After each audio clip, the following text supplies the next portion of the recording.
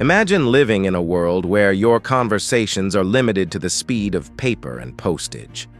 A letter written in New York requires days, weeks even, to get to California, and so every word is priceless, but also time-dragged. In such a world, news travels slowly, unfolding through newspapers and broadcasts that can only capture yesterday's events.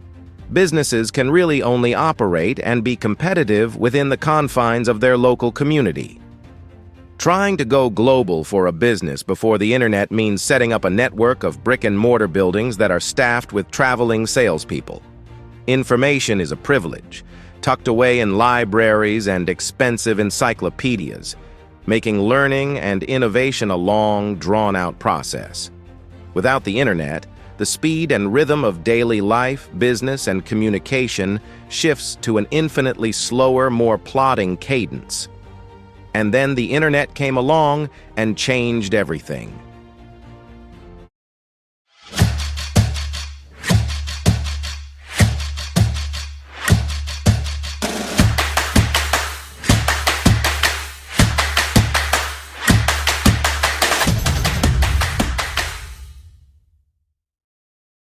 Today, we're taking you on an epic journey through the history of the internet.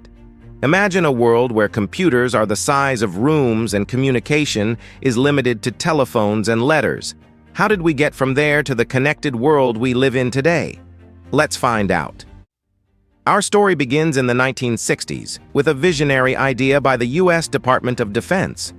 Concerned about the potential for a Soviet attack to cripple their communication systems, they funded a project called ARPANET, the Advanced Research Projects Agency Network. ARPANET was the first network to implement the protocol suite TCP/IP, which would later become the foundation of the Internet.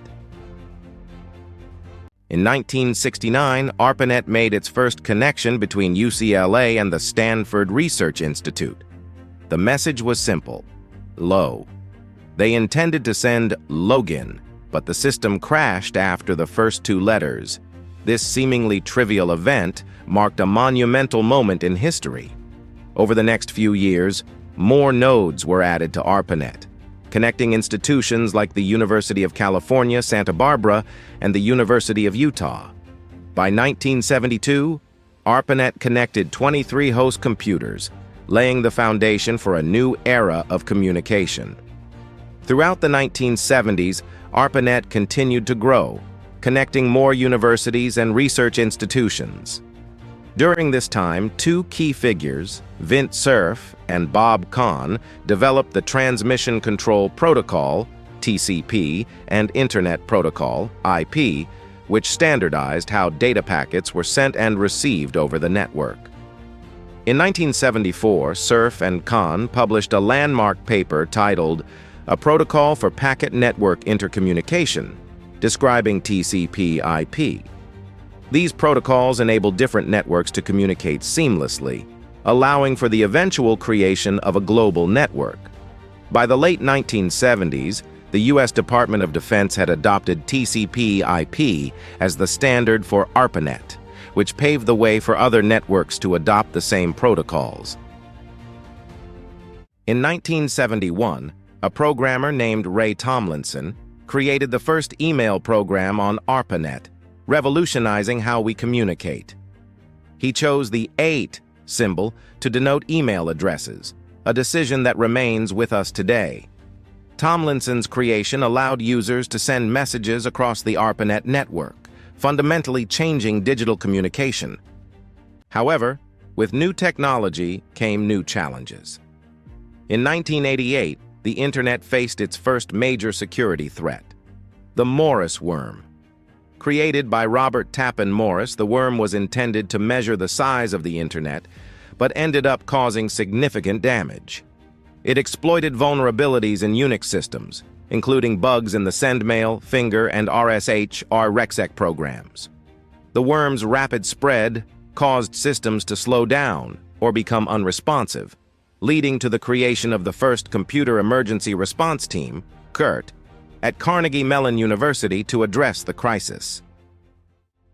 As the 1980s came to a close, a new era was on the horizon.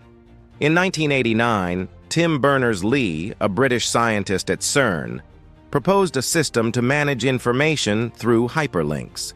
This system, which he called the World Wide Web, aimed to make information accessible to everyone. Berners-Lee's vision was to create a web of information that anyone could access using a web browser. In 1991, the World Wide Web went live, and the first website was created. Berners-Lee's invention included three fundamental technologies: HTML, Hypertext Markup Language, URL, Uniform Resource Locator, and HTTP, Hypertext Transfer Protocol. These innovations made it possible for people to navigate the web and access information seamlessly.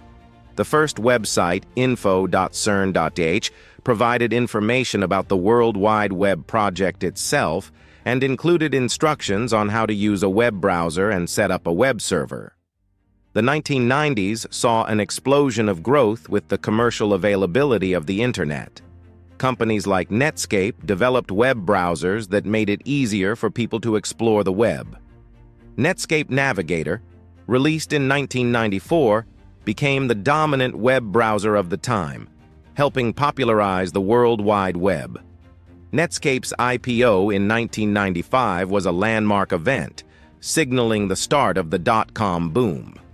This period, known as the dot-com boom, saw massive investment in internet-based businesses. Companies with .com at the end of their names attracted huge investments despite often having no viable business model.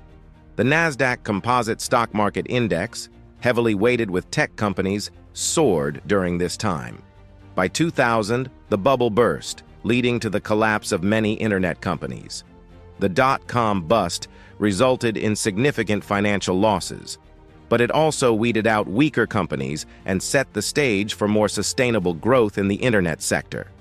In the 2000s, social media platforms like Facebook, Twitter, and YouTube transformed how we interact online. Facebook, founded in 2004 by Mark Zuckerberg, began as a social network for Harvard students, but quickly expanded to other universities and the general public. By 2012, Facebook had over 1 billion users, making it the world's largest social network.